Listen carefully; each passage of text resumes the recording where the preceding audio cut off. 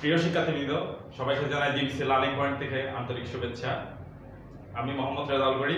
আজকে তোমাদের যে চ্যাপ্টারটা করাবো সেটা হচ্ছে অ্যাকাউন্টিং প্রথম পত্র জাবেদা নিয়ে। তোমাদের আজকের লেকচারটা হবে জাবেদা নিয়ে।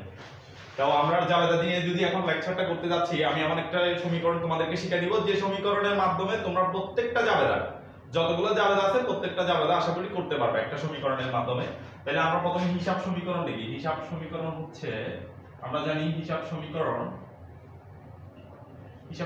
আমরা জানি a = l প্লাস ওই।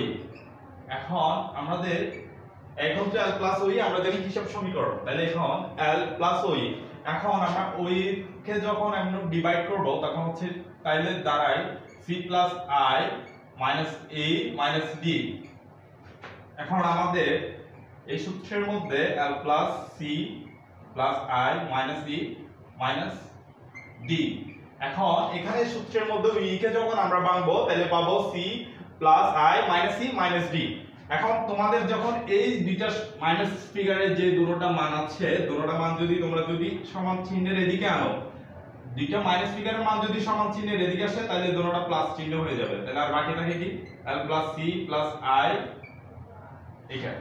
তাহলে এখন এই তিনটা সমীকরণ আর এদিকে হচ্ছে এই তিনটা সমীকরণ, তোমার এই তিনটা উপাদান যখন বৃদ্ধি পাবে তখন এটাকে বলা হবে ডেবিট।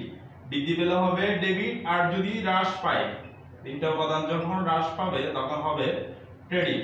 আর এদিকে তিনটা উপাদান এল সি আই যখন বৃদ্ধি পাবে তখন হবে ক্রেডিট, আর যখন হ্রাস পাবে তখন হবে তোমার ডেবিট। তাহলে এখন আমরা এই যে মানে কি ই এর ব্যাখ্যা কি, ডি এর ব্যাখ্যা কি আমরা জানি না, অন্যদিকে এল সি আই এগুলোর ব্যাখ্যা জানি না। তাহলে এখন আমরা লিখি সমান সমান অ্যাসেট। অ্যাসেট মানে তোমার সম্পদ বলা হয়, আর অন্যদিকে ই মানে হচ্ছে তোমার এক্সপেন্স। এক্সপেন্স মানে হচ্ছে তোমার ব্যয়। অন্যদিকে ডি মানে হচ্ছে তোমার ড্রয়িংস। ড্রয়িং মানে হচ্ছে উত্তোলন। ড্রয়িং মানে হচ্ছে তোমার উত্তোলন। এদিকে তোমার প্রথমে যেটা উপাদান আছে সেটা হচ্ছে এল। এল মানে হচ্ছে তোমার লায়াবিলিটি। লায়াবিলিটি মানে হচ্ছে তোমার দায়। ডি নম্বরে যেটা আছে সেটা হচ্ছে সি। সি মানে হচ্ছে ক্যাপিটাল। ক্যাপিটাল মানে হচ্ছে তোমার মূলধন। থার্ড নম্বরে যেটা আছে তোমার আই। আই মানে হচ্ছে ইনকাম। ইনকাম মানে হচ্ছে তোমার আয়। এখন সবগুলোর সাথে তোমার পরিচিত হচ্ছে, আমরা জাস্ট ওই মানে কি জানি না। ওই মানে হচ্ছে ওনার সিকিউরিটি।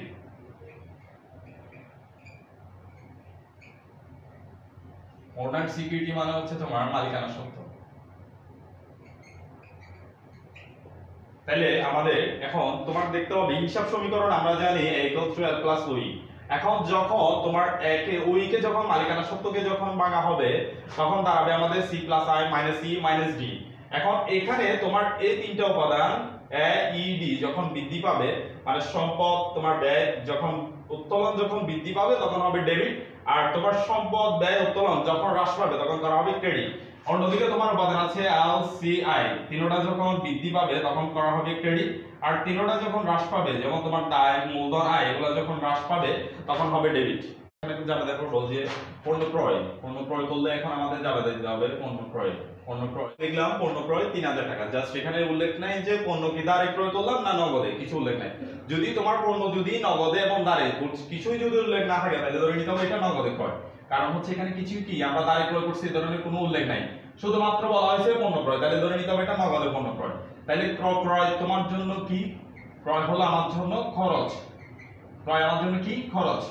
খরচ যদি তোমার বৃদ্ধি পায়, খরচের পরিমাণ যদি বৃদ্ধি পায় তাহলে আমরা আগে সূত্রের মধ্যে সমীকরণের মধ্যে বলা হয়েছে যে লিখে দিয়েছিলাম যে তোমার যদি খরচ যদি বৃদ্ধি পায় তাহলে হচ্ছে ডেবিট।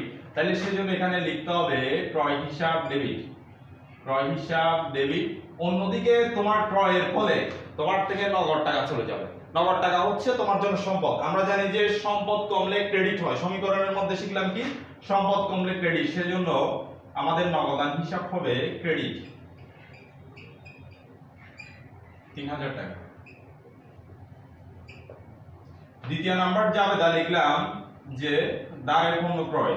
তাহলে এখন তোমার দ্বিতীয় নাম্বার জাবেদা লিখলাম কি দাঁড়ের পণ্য ক্রয়। তাহলে দাঁড়ের পণ্য ক্রয় করলে আগে আমাদের এখানে দেখতে হবে আমাদের কি খরচ দাঁড়ে পণ্য ক্রয় করলে খরচটা তোমার বৃদ্ধি পাচ্ছে প্রথমে। তাহলে খরচ যদি বৃদ্ধি পায় তাহলে আমাদের লিখতে হবে ক্রয় হিসাব ডেবিট। আমরা জানি খরচ বৃদ্ধি পেলে ডেবিট হয়, সেজন্য লিখতে হবে ক্রয় হিসাব ডেবিট। ক্রয় হিসাব যদি ডেবিট হয়, এখন যেহেতু তুমি দাঁড়ে পণ্য ক্রয় করতেছো, নগদ টাকা তোমার থেকে যাবে না। তোমার থেকে কি যাবে না? নগদ টাকা যাবে না। তাহলে যদি তোমার থেকে নগদ টাকা না যায়, যদি তুমি দাঁড়ে পণ্য ক্রয় করো, তাহলে তোমার পাওনাদারের সৃষ্টি হবে, দায়ের। কারণ আজ না হয় তাও তোমাকে টাকাটা ওকে পরিশোধ করতে হবে। যদি টাকা যদি পরিশোধ করতে হয়, তাহলে তোমার একটা দায়ের সৃষ্টি হচ্ছে। আমরা জানি যে দাঁড়ে পণ্য ক্রয়ের ফলে আমাদের পাওনাদার সৃষ্টি হয়। তাহলে হচ্ছে আমরা এখানে লিখতে পারবো পাওনাদার। পাওনাদার হিসাব ক্রেডিট, কারণ হচ্ছে দায়। তুমি যেহেতু দায় পণ্য ক্রয় করছো, দায় পণ্য ক্রয়ের ফলে তোমার দায় সৃষ্টি হচ্ছে। আর যদি দায় সৃষ্টি হয়, দায় বৃদ্ধি পাচ্ছে, দায় বৃদ্ধি পেলে আমরা জানি ক্রেডিট, সেজন্য পাওনাদার হিসাব ক্রেডিট। এরপরে আমরা যেটা লিখলাম পরবর্তী জাবেদার যেটা দিলাম যে রহিমের নিকট হতে পণ্য ক্রয়। রহিম, তাহলে এখন দুইটাই জাবেদার, যে এখন আমাদের প্রথমে লিখলাম কি রহিমের নিকট হতে পণ্য ক্রয় 20,000 টাকা। তাহলে রহিমের নিকট হতে যেহেতু আমরা পণ্য ক্রয় করতেছি, এখন আমাদের দেখতে হবে এখানে কি আমাদের কি ক্রয় করলে কি টাকা আসবে নাকি যাচ্ছে, নাকি আমাদের খরচ বৃদ্ধি পাচ্ছে। প্রথমে দেখতে পাচ্ছি আমরা আমাদের খরচ বৃদ্ধি পাচ্ছে, ক্রয় লেখা আছে। তাহলে ক্রয় করার ফলে আমাদের খরচ বৃদ্ধি পাচ্ছে। আর যদি আমরা জানি যে খরচ যদি বৃদ্ধি পায়, তাহলে খরচ যদি বৃদ্ধি পায় তাহলে এটাকে ডেবিট করতে হবে। তাহলে আমাদের এখানে ক্রয় হিসাব হবে ডেবিট। ক্রয় হিসাব প্রথমে ডেবিট, যেহেতু খরচ বৃদ্ধি পাচ্ছে আমাদের, তাহলে এটা হচ্ছে 20,000 টাকা, ক্রয় হিসাব ডেবিট। অন্যদিকে যেহেতু তুমি কি এখানে নগদে পণ্য ক্রয় করতেছো নাকি কি দাঁড়ে করতেছো, এই ধরনের কথা কোনো উল্লেখ নেই। যদি আমাদের দেখতে হবে আমরা কি নগদে পণ্য ক্রয় করছি নাকি দাঁড়ে ক্রয় করছি। যেহেতু ব্যক্তির নাম উল্লেখ আছে, রহিম একজন ব্যক্তি, ব্যক্তির নাম উল্লেখ থাকলে যদি ভিতরে যদি নগদ কথাটা যদি উল্লেখ না থাকে, সেটা হোক ক্রয়ের ক্ষেত্রে সেটা হোক বিক্রয়ের ক্ষেত্রে, তুমি ক্রয় করতেছো, ক্রয় করার ফলে এখন যদি রহিমের নিকট হতে আমরা একজন ব্যক্তি রহিমের নিকট হতে পণ্য ক্রয় করতেছি, যেহেতু রহিমের নিকট হতে পণ্য ক্রয় করতেছি, ভিতরে নগদ কথাটা উল্লেখ নাই, কোথাও উল্লেখ নাই। যদি নগদ কথাটা উল্লেখ না থাকে, ব্যক্তির নাম থাকে এবং নগদ কথাটা যদি উল্লেখ না থাকে, তাহলে ধরে নিতে হবে এটা আমাদের দাঁড়ে হয়। তাহলে দাঁড়ে যদি ক্রয় হয়, তাহলে হচ্ছে আমাদের এখানে ক্রয়, প্রথমে ক্রয়ের যেহেতু করতেছি, তাহলে ক্রয় আমার জন্য খরচ বৃদ্ধি পাচ্ছে, সেজন্য ক্রয় হিসাব ডেবিট। এখন আমরা ক্রেডিট কি করব? ক্রেডিট করব, যেহেতু রহিমের নিকট হতে ক্রয় করতেছি, সেজন্য রহিম হিসাব ক্রেডিট। রহিম হিসাব ক্রেডিট, কারণ হচ্ছে রহিম আমাদের দায় পণ্য ক্রয়ের ফলে আমার দায়ের সৃষ্টি হচ্ছে, দায়ের সৃষ্টি হলে দায় বৃদ্ধি পাচ্ছে, দায় বৃদ্ধি পেলে আমরা জানি ক্রেডিট, সেজন্য রহিম হিসাব হবে ক্রেডিট 20,000 টাকা। যদি আগের অঙ্কে আমরা করছিলাম কি দায় পণ্য ক্রয় করলে ক্রয় হিসাব ডেবিট, পাওনাদার হিসাব ক্রেডিট করছিলাম দায় পণ্য ক্ষেত্রে, কিন্তু এই জাবেদার ক্ষেত্রে আমরা পাওনাদার হিসাবকে ক্রেডিট করতে পারতেছি না। কারণ হচ্ছে এই জাবেদার মধ্যে আমাদের ব্যক্তির নাম উল্লেখ আছে। যদি ব্যক্তির নাম উল্লেখ থাকে তাহলে ওই ব্যক্তির নাম দিতে হবে। যদি এখানে রহিমের নাম না থাকতো, তাহলে আমাদের এখানে পাওনাদার হিসাব করতে হতো। তাহলে এখন পরবর্তী জাবেদার মধ্যে দেখো একজন ব্যক্তির নাম রহিম আছে, আবার নগদে পণ্য ক্রয়ও আছে। তাহলে এখানে এটি জাবেদা আর এই জাবেদার মধ্যে পার্থক্য হচ্ছে জাস্ট এখানে নগদ কথাটা উল্লেখ আছে আর এখানে নগদ কথাটা উল্লেখ নাই। তাহলে এখানে যদি নগদ কথাটা যদি উল্লেখ না থাকে তোমার, তাহলে ব্যক্তির নাম আছে, ব্যক্তির নাম থাকা সত্ত্বেও যদি তোমার খরচের পরিমাণও দেওয়া আছে, অন্যদিকে নগদের কথা এখানে উল্লেখ আছে, কিন্তু এই জাবেদার মধ্যে তোমার নগদের কথাটা উল্লেখ নাই। তাহলে নগদের কথাটা যদি উল্লেখ না থাকে, সেক্ষেত্রে দিতে হবে জাবেদায় বাদে। আর যদি নগদের পণ্য কথার উল্লেখ থাকে, তাহলে তোমার লিখতে হবে প্রথমে ক্রয় হিসাব ডেবিট। ক্রয় হিসাব ডেবিট, ক্রয় হিসাব ডেবিট হচ্ছে আমাদের 25,000 টাকা। অন্যদিকে যেহেতু আমরা নগদে পণ্য ক্রয় করছি, নগদে পণ্য ক্রয় করার ফলে আমাদের নগদ টাকা চলে যাবে, আর নগদ টাকা হচ্ছে আমাদের জন্য সম্পদ, সম্পদ যদি কমে তাহলে ক্রেডিট, সেজন্য নগদান হিসাব ক্রেডিট 25,000 টাকা। তাইলে এখানে ব্যক্তির নাম আসছে, কিন্তু এখানে ব্যক্তির নাম আসে নাই। এখানে ব্যক্তির নাম না আসার কারণ হচ্ছে এখানে আমাদের নগদে পণ্য ক্রয় করা হয়েছে, আর যদি নগদে যদি পণ্য ক্রয় করি তাহলে আমাদের ব্যক্তির নাম আসবে না।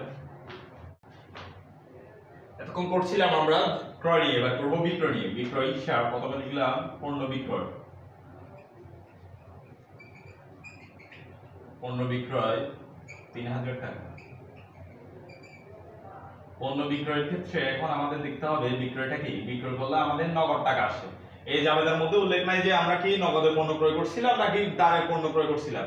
যেহেতু নগদে পণ্য ক্রয় করি না, দাঁড়ে ক্রয় করি না, শুধুমাত্র লেখা আছে পণ্য ক্রয়, সেক্ষেত্রে আমাদের ধরে নিতে হবে এটা নগদে পণ্য ক্রয়। তাহলে নগদে যদি পণ্য বিক্রয় করি, সেক্ষেত্রে বিক্রয় হচ্ছে আমার জন্য আয়। আয় আমাদের বৃদ্ধি পেলে কি হয়, আয় বৃদ্ধি পেলে ক্রেডিট, সেক্ষেত্রে আমাদের যেহেতু পণ্য বিক্রি করতেছি, পণ্য বিক্রি করলে আমাদের নগদ টাকা বৃদ্ধি পাবে, তাহলে সেক্ষেত্রে নগদান হিসাব ডেবিট। পণ্য বিক্রয়ের ফলে আমরা নগদ টাকা পাবো, সেজন্য নগদান হিসাব ডেবিট 3000 টাকা।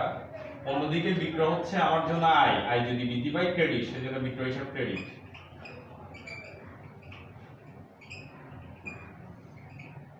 পরবর্তী জাবেদার মধ্যে লিখলাম যে দ্বারে পণ্য ক্রয়, দ্বারে পণ্য বিক্রয়।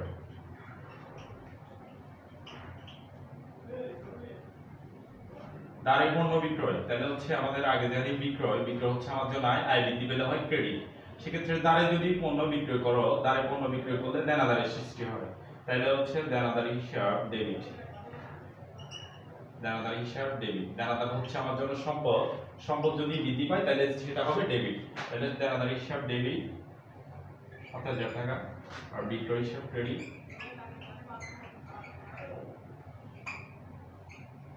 7000 টাকা। তাহলে এখানে আমাদের দ্বারে যদি পণ্য বিক্রি করি, দ্বারে পণ্য বিক্রয়ের ফলে তোমার দেনাদারের সৃষ্টি হবে, দেনাদার হচ্ছে তোমার জন্য সম্পদ, আর আমরা জানি সম্পদ যদি বৃদ্ধি পায় তাহলে হচ্ছে সেটা হচ্ছে আমাদের জন্য ডেবিট। তাহলে এই ক্ষেত্রে আমাদের দেখতে হবে যে দুইটা জাবেদা দিলাম, একটা হচ্ছে জামালের নিকট পণ্য বিক্রয় 10000 টাকা, আর একটা দিলাম জামালের নিকট নগদে পণ্য বিক্রয় 7000 টাকা। তাহলে এখানে দেখতে হবে আমাদের, যেহেতু জামাল হচ্ছে আমাদের দেনাদার, যার কাছে বিক্রি করবো সে হচ্ছে আমাদের দেনাদার, দেনাদারের কাছে বিক্রি করতেছি 10000 টাকার পণ্যে। তাহলে এখানে কি নগদে, যদি আমি বলছিলাম আগে জাবেদায় যে কোনো একজন ব্যক্তির নাম যদি উল্লেখ থাকে, ভিতরে যদি নগদ কথাটা যদি উল্লেখ না থাকে, সেক্ষেত্রে এটা ধরে নিতে হবে দ্বারে দ্বারে দ্বারে বিক্রয়। তাহলে এখানে দ্বারে যদি বিক্রয় হয় তাহলে এখানে আমাদের জামাল হচ্ছে দেনাদার, তাহলে দ্বারে বিক্রয়ের ফলে আমাদের জামালের দেনাদার সৃষ্টি হচ্ছে, দেনাদার যেহেতু নাম আছে তাহলে আমরা তার নামটা লিখতে হবে, জামাল হিসাব ডেবিট। অন্যদিকে বিক্রয় হিসাব ক্রেডিট, বিক্রয় হিসাব ক্রেডিট 10000 টাকা। তাহলে এক্ষেত্রে আমাদের দেখো যে বিক্রয়, বিক্রয় হচ্ছে তোমার জন্য আয়, আয় যদি বৃদ্ধি পায় তাহলে ক্রেডিট হয়, সেজন্য বিক্রয় হিসাব ক্রেডিট। অন্যদিকে জামাল হচ্ছে তোমার জন্য একদম দেনাদার, দেনাদার হচ্ছে দেনাদার, দেনাদার যদি বৃদ্ধি পায় তাহলে ডেবিট হয়, সেজন্য জামাল হিসাব ডেবিট। যদি এখানে জামালের নামটা যদি উল্লেখ না থাকতো সেক্ষেত্রে আমাদের লিখতে হতো যে দেনাদার হিসাব ডেবিট, যেহেতু আমাদের দেনাদারের নাম আছে সেক্ষেত্রে আমাদের জামালের নামটাই লিখতে হবে। তাহলে এই জাবেদার এই জাবেদার মধ্যে পার্থক্যটা আগের পরের জাবেদার মধ্যে বলছিলাম, এখন বলতেছি যে এখানে ব্যক্তির নাম উল্লেখ আছে, নগদ কথাটা উল্লেখ আছে, বিক্রয় উল্লেখ আছে। সেক্ষেত্রে তাহলে এটা হচ্ছে তোমার জন্য, যদি বলছিলাম কোনো ব্যক্তির নাম থাকে ভিতরে যদি কথাটা যদি নগদ কথাটা উল্লেখ না থাকে তাহলে এটা হচ্ছে দ্বারে লেনদেন, আর যদি কোনো একজন ব্যক্তির নাম থাকে ভিতরে যদি নগদ কথাটা যদি উল্লেখ থাকে সেক্ষেত্রে এটা হবে নগদ লেনদেন। তাহলে নগদে যদি বিক্রয় করো তাহলে বিক্রয়, নগদের টাকায় যদি বিক্রি করো তাহলে হচ্ছে নগদ টাকা বৃদ্ধি পাবে তোমার, সেজন্য সম্পদ বৃদ্ধি পাবে, নগদান হিসাব হবে ডেবিট, নগদান হিসাব ডেবিট 7000 টাকা। অন্যদিকে বিক্রয় হচ্ছে তোমার বিক্রয় হিসাব কি হবে ক্রেডিট হবে, বিক্রয় হিসাব ক্রেডিট।